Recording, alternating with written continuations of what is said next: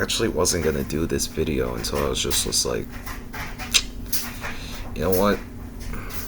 Let me just get up and try to do it, because one, didn't feel like laying down forever, and two, I didn't want to procrastinate and try to like get a reaction to what I thought were the two most really compelling events of the year so far: Bash in Berlin and No Mercy. For one, both events delivered in many ways than one. I don't think there was really a bad match from either or. And two, I thought that in other senses, each pay-per-view had its opportunity of like presenting something different to another. So let's first start off with Bash in Berlin. This started with Cody Rhodes versus Kevin Owens for the undisputed title. I was surprised to know that this was kicking off the show, but in all cases, I thought this was the best Cody title defense in his reign so far, out, because of how the story worked and because of how the match flowed. I'm saying this is better than AJ because these two had really good chemistry. There was really good back and forth action. I really loved the pace of how it was going between these two. KO didn't pull the trigger on his aggressive side compared to his old times, where he would absolutely just go off and go insane and oh god. And he would actually like do what he would normally do. Like, for instance, he saw Cody injure his knee, but he didn't pull the trigger, and he didn't pull the trigger on the pop-up powerbomb, which was very interesting because I was really looking at this as like KO was going to actually do something, but he didn't. He kept it clean. He kept it simple. He had great near falls on 2 stunners, and even when Cody couldn't do his 3 crossroads, he still was able to finish him off with a crossroads for a 1-2-3. First and foremost for Cody, I thought that in a sense he was kind of working like a tweener, and KO was getting more reactions compared to Cody, because people really had like that idea that KO could beat Cody Rhodes for the title. Of course he wasn't, but it was still there. It was still a very nice match. I thought this was a good way to kick off the show. These two delivered in many ways than one. It was super fun, and KO didn't turn heel yet, but eventually it's gonna happen. It's Kevin Owens here. Then we got the women's tag match for the women's tag titles. This one's probably the weakest of the bunch. It's not bad by anything's in ring because you got Bianca Belair, you got Alba Fire / Kaylee Wright, you got Isla Dawn, you got Jade Cargill. Obviously, this was going to be the weakest of the card, but it was still a very nice match. It's so confusing, though, the way that they just keep treating the women's tag titles. I thought when Triple H was in control that these titles were going to go away, but they're not. For some reason, they aren't, and I guess they're just going to stick around for quite a long time, but it really doesn't make any sense. The champions keep moving back and forth here and all over the place. It really is just like, it's super like dumb, honestly. It's super dumb because you had Jade and Bianca as the tag champions at one point. They won the titles, losing to Alba Fire, Isla Dawn. And then regaining the titles again. It's like, what are you doing? What are you doing with these belts at this point? What are you doing with these belts? Do they really exist in like a good sense? Because honestly, they really don't. And who's really gonna be next? And do they drop them again just for storyline purposes instead of just letting them reign for a long, consistent time period? It's really weird. It's really weird, this tag team title division and the women's tag titles. Honestly, I don't know what's next for this. I don't know what's next for it. I don't know what could be next for it, because it's just so many questions with not enough like context for answers. It really doesn't make any sense. But in the sense that's making here and there, Drew McIntyre versus CM Punk. Now, the strap match concept that they were going for was hit all 4 corners for a win. It's kind of stupid when it could have been pinfall or submission.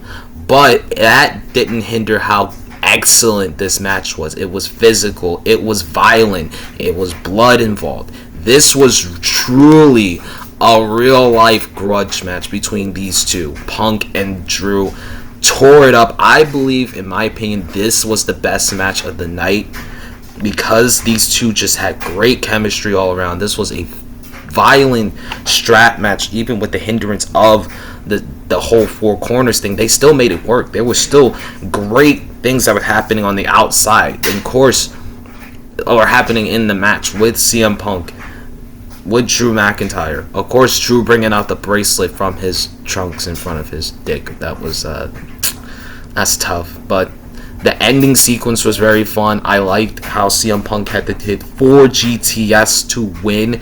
He's like, screw it. If I'm going to hit one corner, I'm going to hit a GTS. If I'm going to hit another corner, I'm going to hit a GTS. If I'm going to hit another corner, I'm going to hit a GTS. If I'm going to hit one last corner, I'm going to hit one last GTS. Punk was bleeding. The hits were so fucking brutal. And it just felt like an all-out war. It was a war from start to finish. There was great sequences with a Claymore. CM Punk was these two didn't really feel like hitting the corners at one point. They wanted to actually murder each other. This is what a match like this should actually feel like. You want to murder your opponent. That's what you want to do. You want to murder your opponent. You want to just go all out and just destroy them. This is what it was all about, and that's what this match provided. Just a war of attrition. And Punk winning, right decision. It gives you one more match before they go into Bad Blood, which I can't wait for. And then this match. Now, in the sequence of this, I was actually like falling asleep a little bit because I had been up for a little while and I was already tired. And sequence of events caused me to like actually feel very drained. So I was just like, okay, I need to wake myself up. I might just like doze off a little bit. Maybe if I miss some things, there's some things I probably missed. But all in all, from what I saw, Dominic and Liv got their ass whipped. They got their ass whipped pretty good, and it was really fun to see. Rhea calling her pin the pretzel pin after the Riptide, super fun. Like the name, super cool.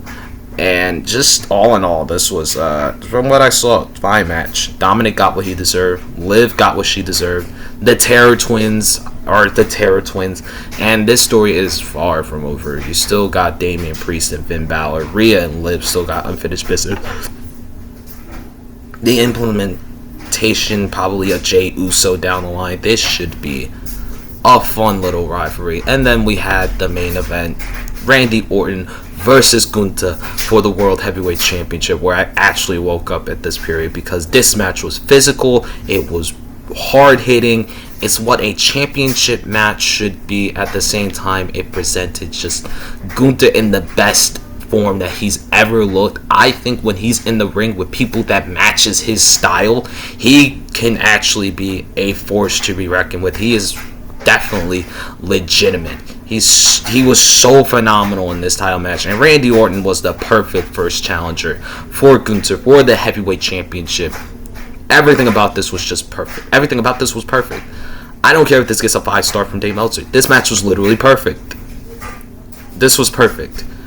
The chops, the constant limb work, and Orton continuing over and over and over to hit Gunther with every ounce of move that he could hit, but Gunther kept getting back up and up and up to when it was time for one more RKO, even after hitting one earlier and Gunther kicking out. He not only countered, but he got countered into a sleeper hole and Orton passed out. It was so fun. This match was so much fun. I enjoyed the way that it ended. I enjoyed the way that these two actually brought out the best of each other. It was super, super excellent. Amazing match. Amazing way to finish Bash in Berlin with Gunther retaining the title. The two showing each other respect. A definitive... Let's talk about No Mercy. NXT No Mercy. My God, what a show this was. First, the tag title match. Nathan Frazier and Axiom versus Chase Hughes, Andre Chase, and Ridge Holland.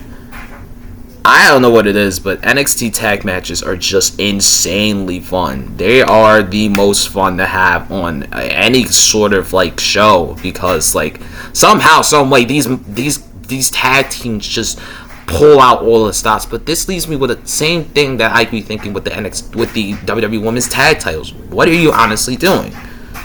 Instead of like having these consistent long reigns, these titles are being dropped just for like moments and like these time periods where it just doesn't make any sense. Like Jade and Bianca dropping the titles to Alba and Isla, while Frazier and Axiom dropped the titles to Chase U just to win them back on the show. Now, don't get me wrong, a fantastic tag team match, but don't be getting the finishes. This really just honestly just was so confusing to me. Why not for like another period of time?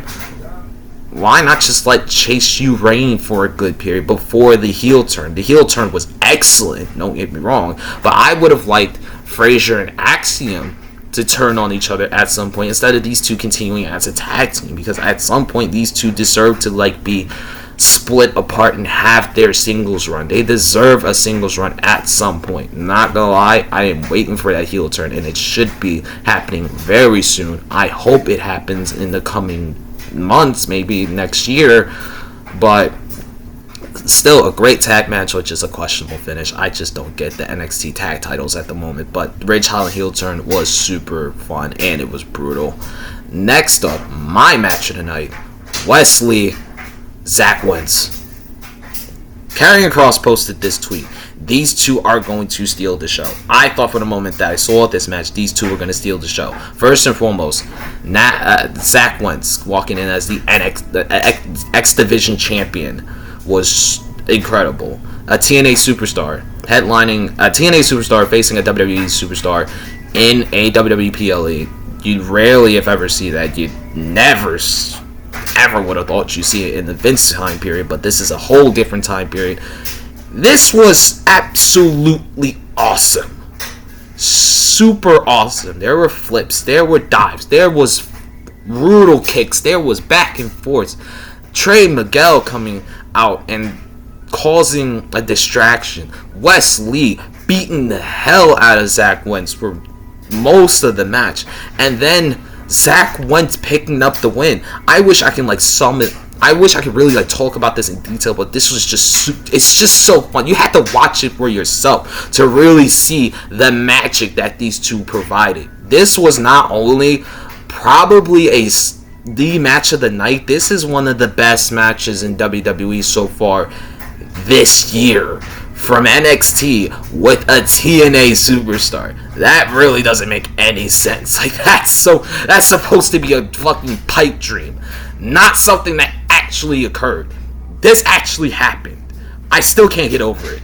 Then we have the North American title match. Obafemi is the next Brock Lesnar. I cannot stress this enough. He is the next Brock Lesnar because of how dominant he can be, how physical he is, how amazing he is in the ring. He has all the tools to be a world heavyweight champion while still in his early to mid 20s. He's so damn good. He's super fun to watch. He's just everything that just makes makes us WWE superstar a superstar. He's just that. And Tony D'Angelo provided a great little piece to him. It was physical. It was nice. I thought that, there's some points where they were going to probably have Tony actually win the title, but he didn't, thankfully. But this was still a fun match. I thought this was a really nice match at the end of the day. This provided just a little bit of just that chaos that you needed. Again, this was one of those matches that I was starting to fall asleep in because this was in the middle of the night and I was starting to get really tired. I was losing myself a little bit.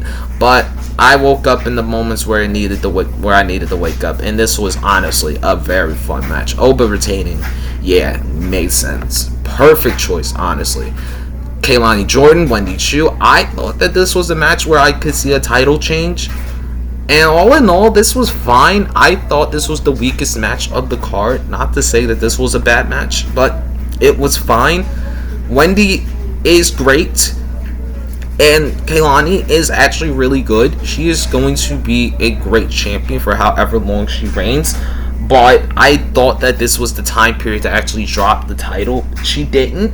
I don't know who could possibly win the title off of Kaylani Jordan, but it was still fine. It was still fine. Kaylani retaining. There was a little mishap from the top rope that they tried to cover up, but at the end of the day, it happens. Wrestling has botches. It happens. Don't worry. And this is still NXT. These guys are still training. They're young. It doesn't really affect how anything else is supposed to go. This was still fine. It was the weakest match, but it was fine. Kaylani retaining, I don't have a problem with it. Although I thought Wendy Chu running was a possibility. Now, let's just shine Roxanne Perez for a minute because she's just so talented. She's super young, but she has future written all over it. There's a reason why she's called the Prodigy. But Jada fucking Parker, Miss Parker, God damn. If she ain't gonna win no NXT championship in the near future, I hope when she get called up to the main roster, she wins the women's championship. Because Jada fucking Parker is legit. She is amazing. She is a badass in the works. She's so damn good. And she provided a great fodder to Roxanne's women's title reign in this night. She proved that she can be a star. She was excellent. This match was excellent. Another Roxanne banger, as I would like to say. These two just clicked perfectly. This is so fun. And Jada's selling of her injury was so damn good. It was so good. And that sequence where she went outside to do hypnotic to the barricade was so damn good. That final piece of the pop rocks and then the pop rocks in the ring, super fun. And then afterwards, we got Julia and Roxanne having a stare down of many more things to come. Because you still have Stephanie Vacour, and I believe her name is Delta. If not, I could be wrong. I could be so wrong. I need to do a search. I need to do a search like real quick. Stephanie Vacour. Yeah, it's Delta. Stephanie Vacour and Delta. You still have those two in the waiting. Holy hell. People say that AEW's women's division is great. The Knockouts division is great. But look at WWE's women's division right now. Super stacked on all formats. The main roster and NXT. So stacked. Young, driven, passionate. Yes. 1,000 times yes. There is no denying that the women's division on WWE is still the elite of the elite. And this was proof right here, and it's still more to come. My God, what a match this was! What a debut for Julia, who we hadn't seen since Takeovers or since Stand and Deliver, which I was there for. I saw in crowd when she was in crowd. It was fantastic. She got a huge pop, and she also got a huge pop from Denver. Yeah, this is gonna be so much fun. And then the NXT title match: Ethan Page, Joe Hendry, Trick Williams, a special referee. He didn't hinder this at all. This was a great match. Joe Hendry showcased to the world that as a TNA wrestler or TNA superstar, whichever way you want to go, I don't care. No matter what the name is, no matter who you are, he proved that he was an absolute star. And he deserves all of the shine that he's gotten over the last several months. Ethan Page is also a great heel champion. He came in the summer, I think in May, immediately made an impact. And the next thing you know, this motherfucker comes in, wins the NXT title. He's a great heel. People hate him because he's good at what he does. And Joe Hendry is the perfect get along babyface guy that you can just love and feel attracted to because he's just organically over. And Trick Williams is Trick Williams. He's one of, if still the most over act in NXT. And he, like I said, didn't play too much of a factor into this match at all. I thought as a special guest referee, he did what he was supposed to do. Just be someone who was in the middle of, not in the middle of everything, but in the middle of the right moments in the right time. Especially with the counts for Joe Hendry, the counts for Ethan Page, the final sequence with Ethan Page in a low blow, beating Joe Hendry to retain the NXT Championship, and then afterwards Pete Dunne hitting bitter end to focus on their feud, which means at some point in time, Ethan Page is going to have another challenger for his NXT Championship.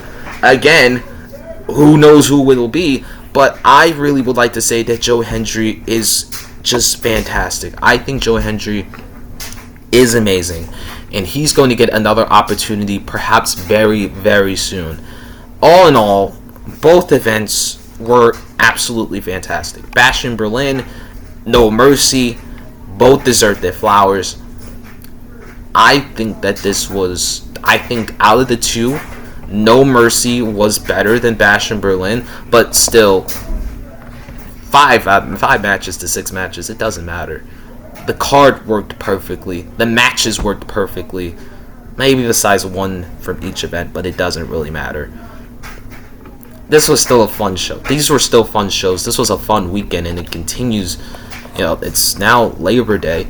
Raw comes on in about 2 hours. So, of course, I gotta probably wake myself up now for this. I'm glad that I'm able to actually get these videos out, because honestly, if you're going to hear something, if you're going to hear people react to wrestling and hear people actually express what they felt about wrestling, come here. Because I will give you no kind of bias. I will give you exactly what you want to hear. And that's all there is to it. And if you like it, stay tuned. Subscribe to the channel. Give this video a like. I really appreciate it. Comment down below what you thought about both shows. And just check out the other videos that I've done in the last several months. In the last several years. I've been doing this since 2020. I take breaks here and there, but when I come back strong. I hope you all have had an amazing weekend. I hope you all have had an amazing summer. We're about to head into the fall, so this means that winter's right around the corner. And this guy right here, it's about to be 26 in December, so that means age is catching up with me like fine wine. No, it ain't. I ain't no fine wine. I just know I'm gonna be so damn dried out. What you gonna do then? Peace and love to all y'all. I'll see you in the next video.